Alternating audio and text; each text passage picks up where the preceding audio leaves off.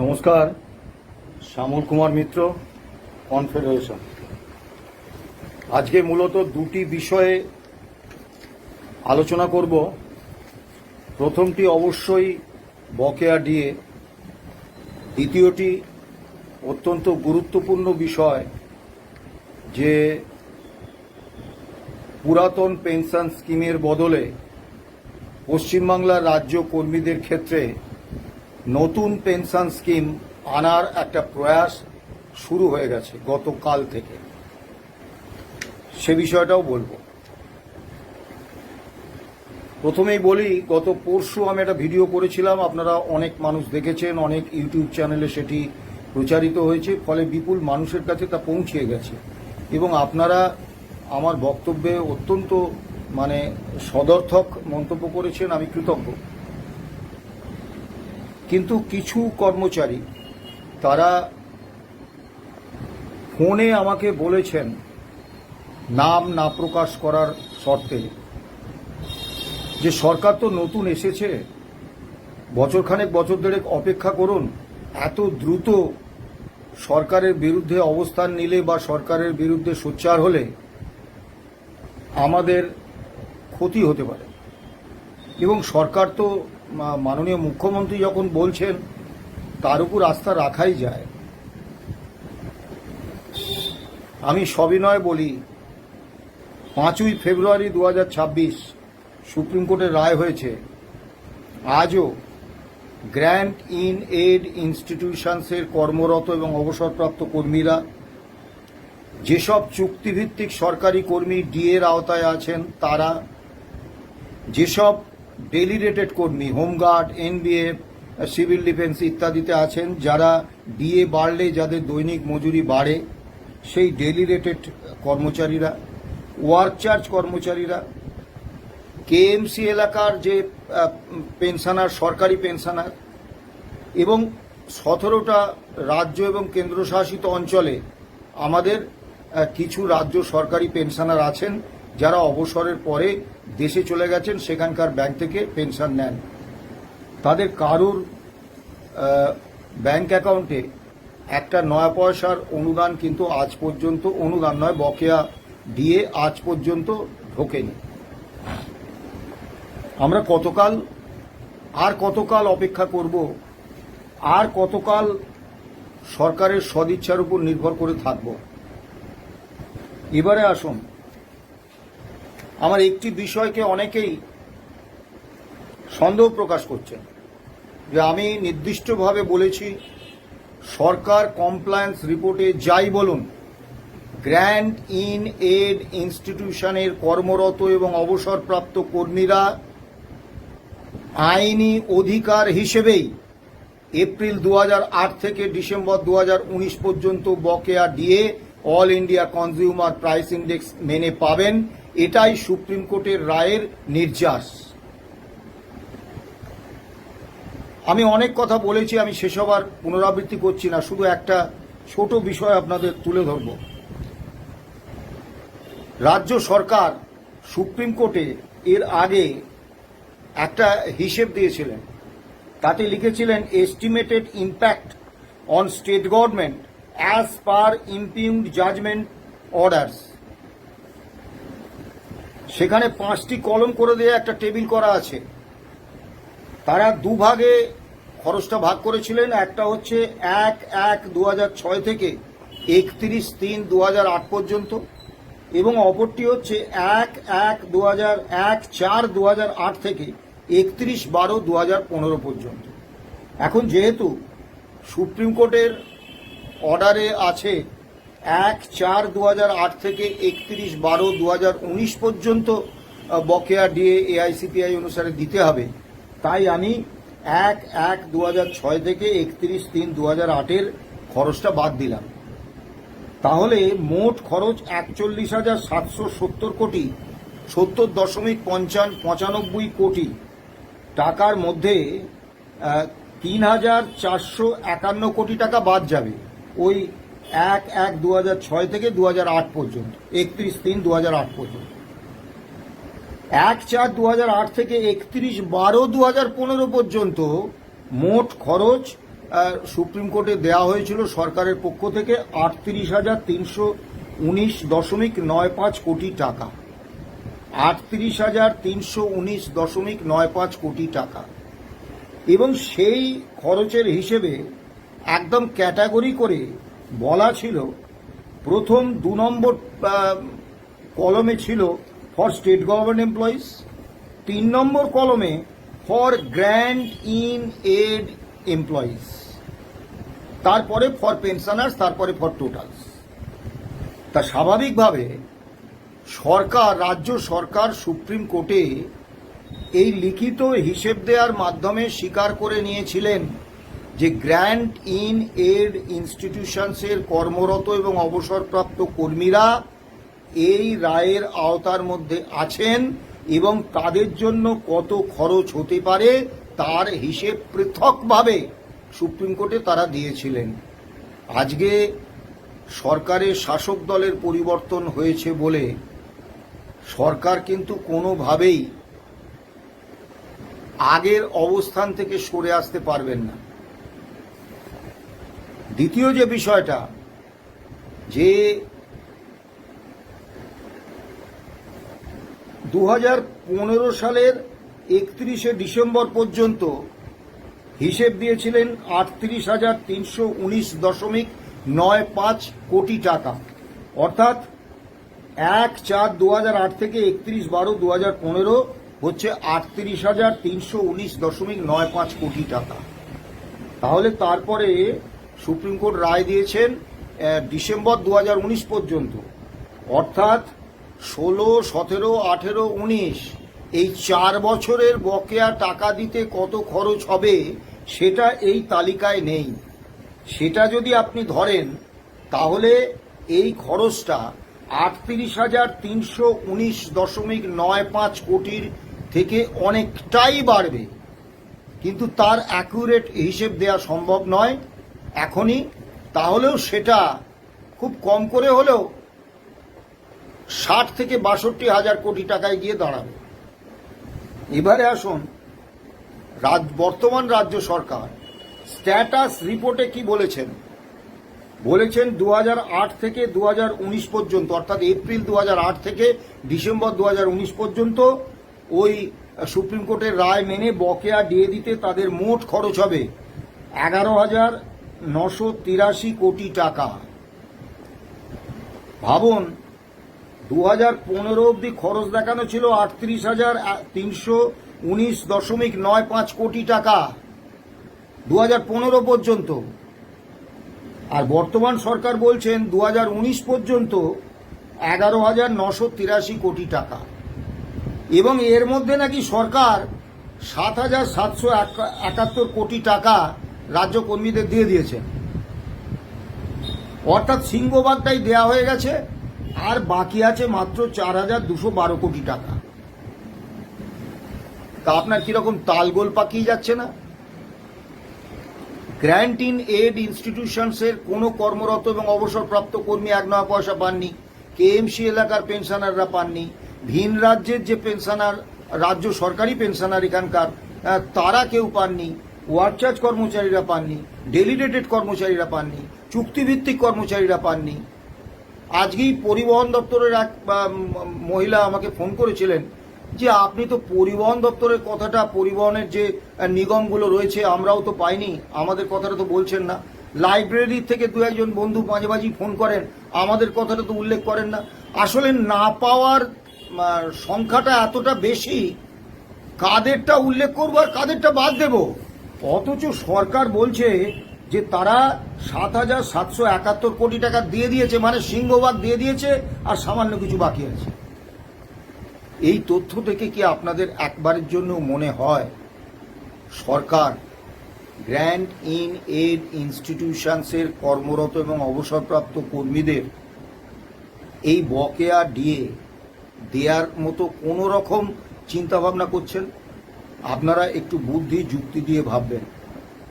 এবং দ্বিতীয় বিষয়টা হচ্ছে, কমপ্লায়েন্স রিপোর্টে তারা অত্যন্ত পরিষ্কার পরিচ্ছন্নভাবে লিখেছেন যে রাজ্য সরকার মনে করে গ্র্যান্ট ইন এড ইনস্টিটিউশনসের কর্মরত এবং অবসরপ্রাপ্ত কর্মীরা কোনোভাবেই সুপ্রিম কোর্টের এই ডিএ মামলার রায় কার্যকর করার আওতার মধ্যে পড়ছেন না। তাই সুপ্রিম কোর্টে তারা এই রায়ের কার্যকারিতার জায়গা থেকে গ্র্যান্ট ইন এইড ইনস্টিটিউশনসের কর্মরত এবং অবসরপ্রাপ্ত কর্মীদের বাদ দেওয়ার সুপারিশ করেছে। সুপ্রিম কোর্ট কি করবেন সেটা ভিন্ন কথা, কিন্তু রাজ্য সরকার গ্র্যান্ট ইন এইড ইনস্টিটিউশনসের কর্মরত এবং অবসরপ্রাপ্ত কর্মীদের এপ্রিল 2008 থেকে ডিসেম্বর 2019 পর্যন্ত বকেয়া ডিএ এআইসিপি অনুসারে পাওয়ার যে আইনি অধিকার সেইটাকে কেড়ে নেওয়ার জন্য সুপ্রিম কোর্টে আবেদন করেছেন। এবং সেটা ছাড়াও আইনি অধিকারের বাদ দিয়েও যদি ডিসক্রিশন বা ভলিটেশন হিসেবে দেয়া হয় তার জন্য কোনো রকম অর্থের সংস্থান রাখেননি। এবং আজ পর্যন্ত মুখ্যমন্ত্রী, অর্থমন্ত্রী, মুখ্য সচিব, অর্থ সচিব কেউ একবারের জন্যও বলেননি যে এদের টাকাটা সরকার দেবে। এই হচ্ছে অবস্থা। তা আমরা গত দিন যে মামলা ছিল সেই মামলায় সুপ্রিম কোর্ট একটা অত্যন্ত গুরুত্বপূর্ণ সিদ্ধান্ত নিয়েছেন। সেটা হচ্ছে সুপ্রিম কোর্ট এই মামলাটাকে পার্ট হার্ড মামলা বলে স্বীকৃতি দিয়েছে। তার অর্থ হচ্ছে honourable justice Sanjay Karol 23 August অবসর গ্রহণ করছেন। এই পার্ট হার্ড মামলা কিন্তু অবসর গ্রহণের আগেই বিচারপতিরা ক্লিয়ার করে দিয়ে যান। তাই আমাদের প্রত্যাশা আগামী 18 তারিখে মামলার যে শুনানি আছে সেই শুনানিতে সুপ্রিম কোর্ট একটা কঠোর অবস্থান নেবেন। কারণ মামলাটা সমাপ্তি করে দিতে গেলে, ক্লিয়ার করে দিতে গেলে এই যাদের এই টাকাটা প্রাপ্য তাদের সরকারকে হয় টাকাটা দেওয়ার একেবারে সরকারি প্রতিশ্রুতি সুপ্রিম কোর্টে দিতে হবে, অথবা মুখ্য সচিব এবং অর্থ সচিবকে জেলে যেতে হবে। কাজেই আমরা আশা করছি 18 তারিখে একটা অত্যন্ত কঠোর অবস্থান মহামান্য সুপ্রিম কোর্ট নেবেন। অবশ্যই এটা আমাদের প্রত্যাশা। এবারে আসুন আজকের যে মূল আলোচনার বিষয় সেই বিষয়টাতে। আপনারা যারা আমার ভিডিও ফলো করেন তারা নিশ্চয়ই দেখেছেন তৃণমূল নেতৃত্বাধীন সরকার যখন ছিল তাদের শেষ 6 মাসে আমি ধারাবাহিকভাবে দুটি কথা বলে এসেছি যে এই সরকার যদি আবার ক্ষমতায় আসে তৃণমূল, অথবা যদি তৃণমূলের বদলে বিজেপি ক্ষমতায় আসে, যেই ক্ষমতায় আসুক, রাজ্য কর্মীদের যে পুরানো পেনশন স্কিমে আমরা পেনশন পাই, একটা অবসরের পরে একটা আর্থিক নিরাপত্তা আমাদের আছে, সেইটা থাকবে না। তৃণমূল ক্ষমতায় এলেও তারা এটা রাখবে না, এবং বিজেপি যদি ক্ষমতায় আসে তারাও এটা রাখবে না। আপনারা আমার কথাতে ততটা গুরুত্ব দেননি, এবং আমি একটা কথা বলা প্রায় অভ্যাসে পরিণত করে ফেলেছিলাম যে আপনাদের দেখার দরকার নেই কোন সংগঠন ডাকছে, কোন নেতা ডাকছে। আন্দোলনের ডাক এলে আপনাদের সংগঠন দেখার দরকার নেই, দাবি দেখার দরকার নেই, আপনারা দেখুন এই নেতা দেখার দরকার নেই। আপনারা শুধু দেখুন যে দাবিগুলির ভিত্তিতে আন্দোলন ডাকা হয়েছে, ধর্মঘট ডাকা হয়েছে, কর্মবিরতি ডাকা হয়েছে, গোস্লো ডাকা হয়েছে, সেই দাবিগুলো আপনার কিনা, সেই দাবিগুলো ন্যায্য কিনা, সেই দাবিগুলো আপনার মনের দাবি কিনা। যদি হয় আপনি সেই আন্দোলনে অংশগ্রহণ করুন। আপনারা আন্দোলন থেকে দূরে থাকলে কিন্তু সরকারকে নতি স্বীকার করানো যাবে না। সে আহ্বানও আপনারা খুব বেশি সাড়া দিয়েছেন এমনটা আমার মনে হয় না।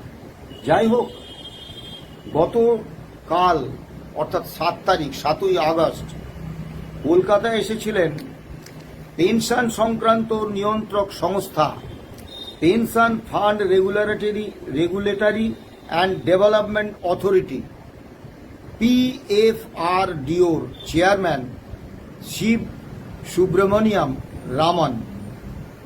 তিনি পশ্চিমবাংলার মাননীয় মুখ্যমন্ত্রীর সঙ্গে বৈঠক করেছেন এবং তাকে পরামর্শ দিয়েছেন যে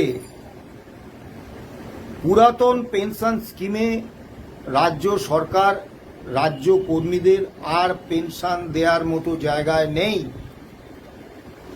রাজ্য সরকারকে অবশ্যই এনপিএস অর্থাৎ ন্যাশনাল পেনশন সিস্টেম গ্রহণ করতে হবে এবং এই আলোচনা সদর্থক হয়েছে বলে শোনা যাচ্ছে। যদিও রাজ্য সরকার গতকালই কোনো সিদ্ধান্ত ঘোষণা করেননি, কিন্তু মনে রাখবেন এই পেনশন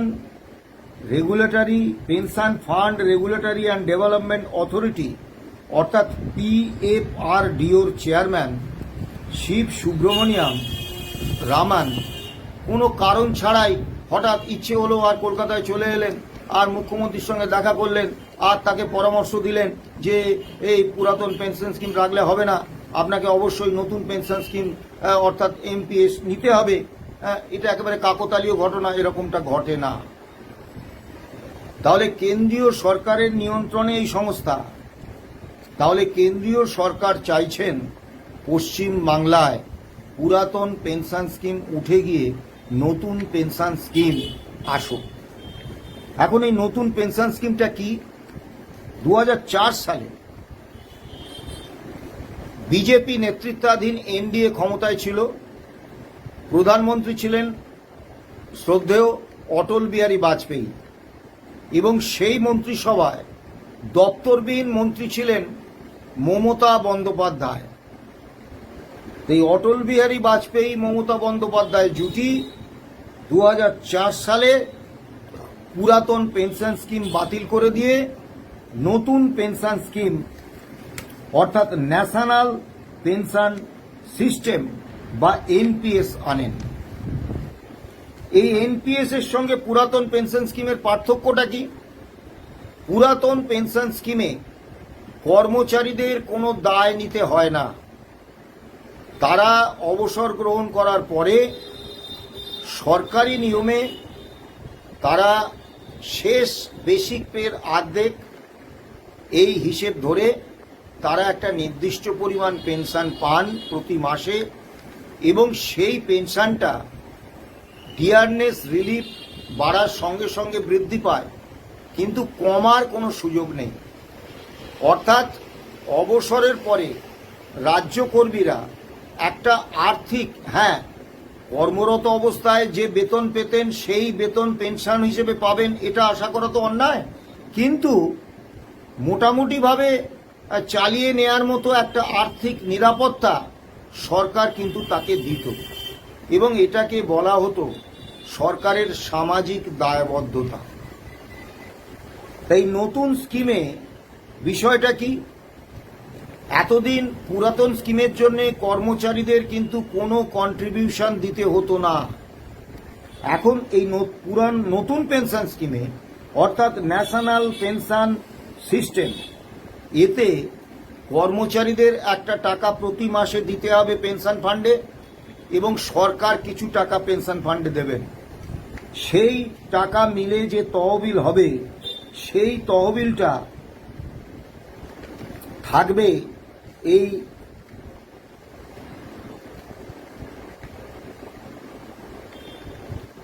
এই তহবিলটা নিয়ন্ত্রণের ক্ষমতা থাকবে PFRDA অর্থাৎ pension fund regulatory and development authority. সেখানে কিন্তু কর্মী পক্ষের কোনো প্রতিনিধি থাকবেন না। কাজেই এই pension fund regulatory and development authority অর্থাৎ PFRDO, তারা এই পেনশনের তহবিল নিয়ে কি করবেন কি না করবেন তা নিয়ে কিন্তু কর্মচারীদের কোনো বক্তব্য থাকার কোনো সুযোগ নেই। দ্বিতীয় বিষয়টা হচ্ছে তারা এই তহবিলের টাকাটা বাজারে খাটাবেন, শেয়ার বাজারে, এবং তা থেকে যে রিটার্ন আসবে সেই রিটার্ন থেকে পেনশন দেবেন। অর্থাৎ এই ন্যাশনাল পেনশন সিস্টেমে pension fund regulatory and development authority আপনাকে যে পেনশন দেবে সেই পেনশনের কোনো নির্দিষ্ট অঙ্ক নেই। শেয়ার বাজারে পেনশন তহবিল খাটিয়ে যে পরিমাণ রিটার্ন আসবে তার উপর আপনার পেনশনটা নির্ভর করবে। অর্থাৎ আপনার অবসর জীবনটা চূড়ান্ত একটা অনিশ্চিত অবস্থার মধ্যে চলে যাবে। দ্বিতীয় যে বিষয়টা সেটা হচ্ছে যে ভয়ঙ্কর রকমের প্রতিবাদ প্রতিরোধ আন্দোলন হলো, কর্মচারীরা করলেন, তখন কেন্দ্রীয় সরকার এই ন্যাশনাল পেনশন সিস্টেমের একটু অদল বদল করে ইউনিফাইড পেনশন স্কিম আনলেন এবং সেই স্কিমে বলা হলো, কেন্দ্র সরকার বললেন যে শেষ বেতনের অন্তত অর্ধেকটা পেনশন হিসেবে কর্মচারীরা পাবেন। কিন্তু মুশকিল হচ্ছে এই নতুন ইউনিফাইড পেনশন স্কিমেও এই যে পেনশন তহবিল সেটা পরিচালিত হবে পিএফআরডিওর দ্বারা, এবং সেখানেও কিন্তু শেয়ার বাজারে খাটিয়ে যে রিটার্ন আসবে সেই রিটার্নের উপর ভিত্তি করে পেনশন হবে। এখন যদি এমন রিটার্ন আসে, শেয়ার বাজারে লস হয়, এমন রিটার্ন আসে যাতে 50% পেনশন দেওয়া যাচ্ছে না, তাহলে কিন্তু সরকার কম পেনশনই দেবে। কারণ এই pension regulatory and development authority এরা কিন্তু কোনো রকম সরকারি ভর্তুকি পাবে না। অর্থাৎ এই রিটার্ন যদি কম আসে শেয়ার বাজারে খাটিয়ে, তাহলে সরকার কিন্তু সেই ক্ষতিটা পূরণ করে দেবেন না। এবারে আপনারা বুঝবেন। দুর্ভাগ্য আমাদের যে রাজ্য কর্মীদের অধিকাংশের মধ্যে একটা দলীয় রাজনীতির আনুগত্য কাজ করে। আমরা কনফেডারেশনের পক্ষ থেকে বারবার বলি, সরকার হচ্ছে মালিক, শাসক দলে যেই থাকুক, সরকারের কাজ হচ্ছে কম বেতন দিয়ে, কম সুযোগ সুবিধে দিয়ে, সামাজিক দায়বদ্ধতা অস্বীকার করে বেশি কাজ করিয়ে নেওয়া। এটা হচ্ছে সরকার বা মালিকের রেশনাল বিহেভিয়ার। আর শ্রমিক কর্মচারীদের রেশনাল বিহেভিয়ার হচ্ছে ঐক্যবদ্ধ কর্মী পক্ষ হিসেবে নিজেদের সরকারের সামনে উপস্থাপিত করে যৌথ দর কষাকষির মাধ্যমে একেবারে ন্যায্য দাবিগুলো আদায় করে আনা, সরকারকে বাধ্য করা সেই দাবিগুলো পূরণ করতে। এ বাদ দিয়ে কোনো সম্পর্ক নেই। কিন্তু দুর্ভাগ্য যে কর্মচারীদের একটা বড় অংশ বরাবর কখনো চোখের মণির মতো, কখনো বুকের হৃৎপিণ্ডের মতো, কখনো পেটের লিভারের মতো সরকারের বকলমে শাসক দলকে রক্ষার স্বঘোষিত দায়বদ্ধতা নিয়ে সরকারের হয়ে কথা বলেন, সরকারের হয়ে কাজ করেন এবং কর্মীদের বিরুদ্ধে যান। এইবার এই পুরাতন পেনশন স্কিম চলে যাচ্ছে, নতুন পেনশন স্কিম আসবে। আমার কাছে এতদিন যে তথ্য ছিল তাতে আমি জানতাম ছত্তিশগড়, রাজস্থান, ঝাড়খণ্ড, পাঞ্জাব, হিমাচল এবং পশ্চিমবঙ্গে এই পুরাতন পেনশন স্কিম আছে। কেরলে পুরাতন পেনশন স্কিম আনার জন্য একটা কমিটি হয়েছে, কিন্তু সেই কমিটি এখনো পর্যন্ত কোনো রিপোর্ট দেয়নি। কিন্তু গতকাল এই পিএফআরডি এর চেয়ারম্যান কলকাতায় এসে বলে গেছেন যে একমাত্র পশ্চিম বাংলায় নাকি পুরাতন পেনশন স্কিমে পেনশন দেয়। আমি জানি না। এরপরে 2004 সালে এই স্কিমটা শুরু হয়। তারপরই দীর্ঘ 10 বছর কংগ্রেস নেতৃত্বাধীন বাম সমর্থিত ইউপিএ সরকার ক্ষমতায় ছিলেন। তারপরে আবার 2014 থেকে নরেন্দ্র মোদীজির নেতৃত্বে বিজেপি নেতৃত্বাধীন এনডিএ সরকার চলছে। কোনো কেন্দ্রীয় সরকার কিন্তু এই কর্মীদের পুরাতন পেনশন স্কিম ফিরিয়ে দিয়ে নতুন পেনশন স্কিম বাতিল করার কোনো সিদ্ধান্ত নেননি।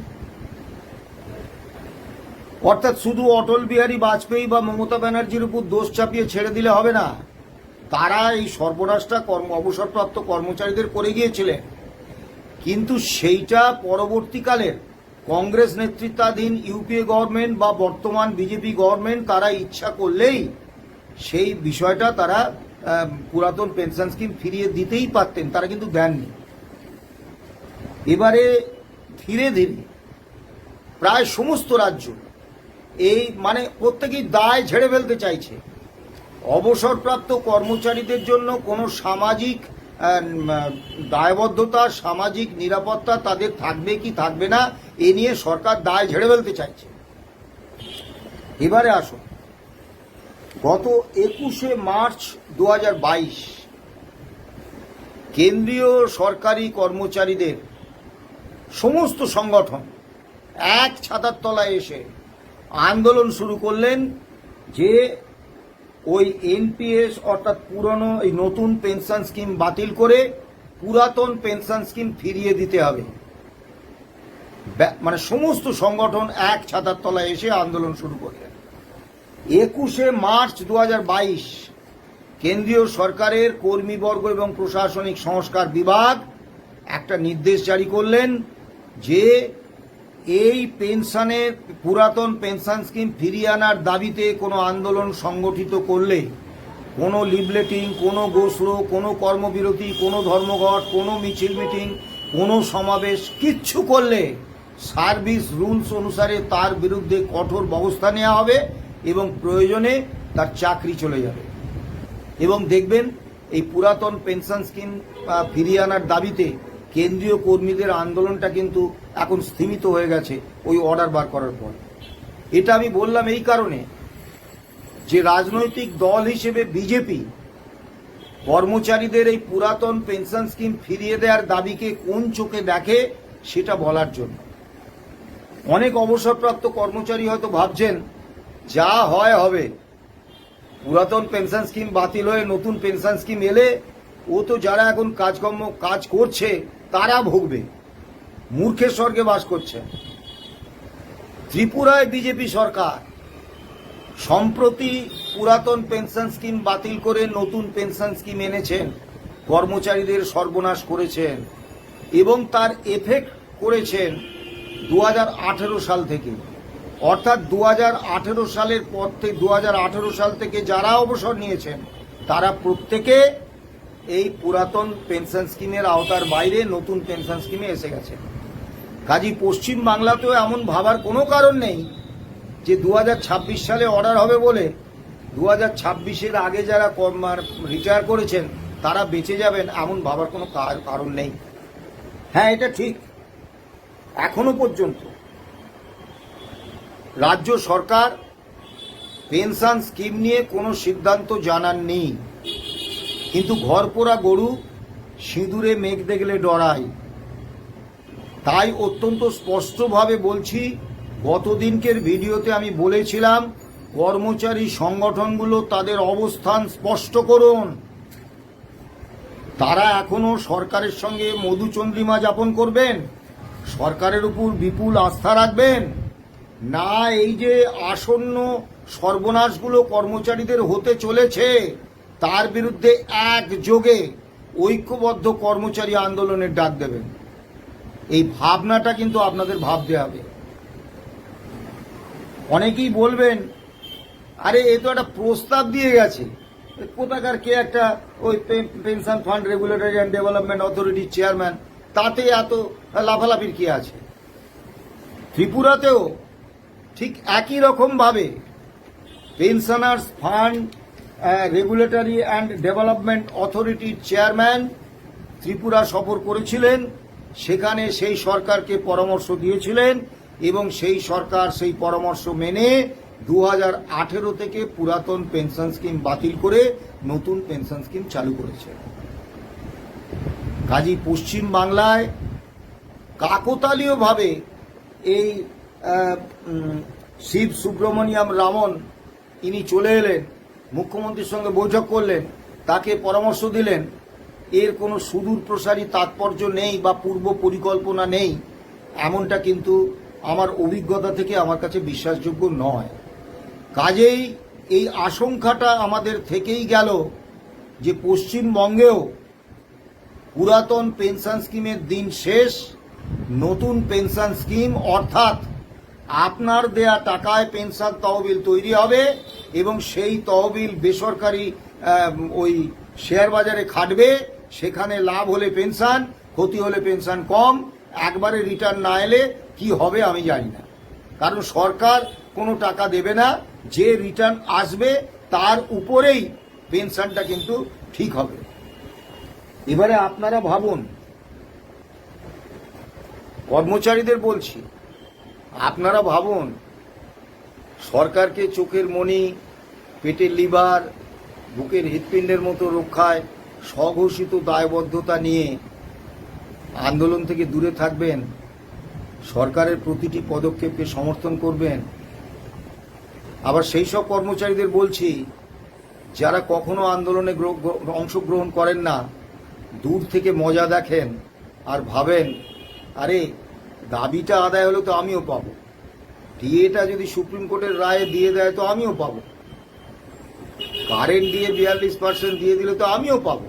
তো ওরা আন্দোলন করছে করুক, ওরা রাজরোষে পড়ুক, ওরা অনশন করে শরীরের সর্বনাশ করুক, ওরা জেল খাটুক, মামলা খাক, আরে হলে তো আমিও পাবো, তা আমার কি দরকার।